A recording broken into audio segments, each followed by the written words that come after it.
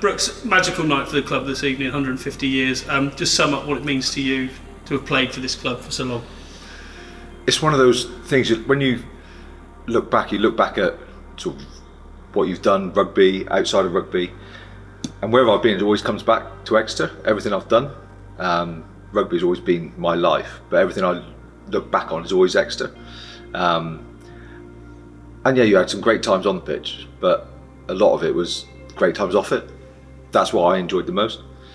We played hard on it, but we also played hard off it, and that's what made it special. That's what made it special. Group of players, group of guys that just enjoyed everything about each other, and that's what made the club so special, that everybody bought into it and everybody knew what we were aiming for.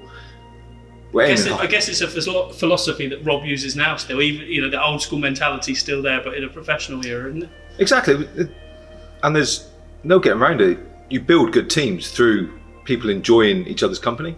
As soon as you go individual, it just goes out the window. So you need to enjoy each other first, and as soon as you do that, then everything looks after itself.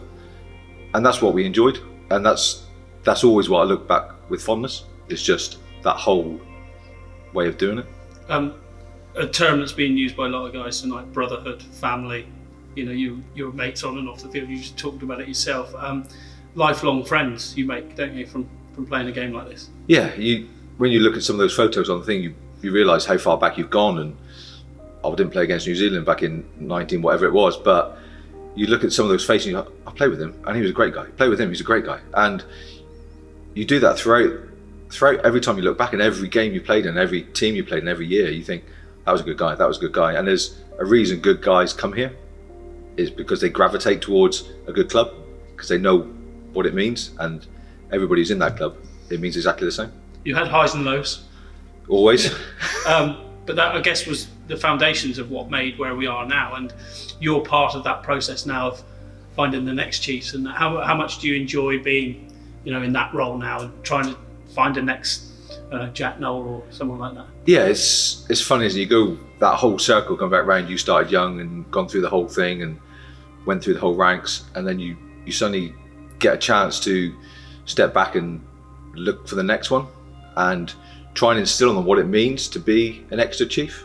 And after a while, you see the ones that it suddenly clicks what it means, and those are the ones you want to succeed. And in the end, they do, because they know what it means to be an Exeter Chief and what everybody throughout the history has brought into it and why they've done it. And suddenly, for me to have that experience and to start them and try and find them so young and trying to instill what it means to be an Exeter player is brilliant. You can't want for anything else. Right, you're going to have a catalogue of memories to choose from. Yeah. Probably some you don't want to put on camera. But if you could sum up a memory that just describes you as a Chief, or go back to the old Bremley, Brooking net, whatever. For me, being an Exeter Chief was sitting on the bus with your mates. No matter where we went, it was leaving early, playing on cards on a Friday night, but it was those coming home on a Saturday. They were the best times.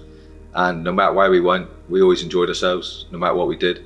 And spending God knows how many hours up and down the motorway with your mates, enjoying yourself, was probably what I remember all the way through. And that's what laid that foundation, I reckon.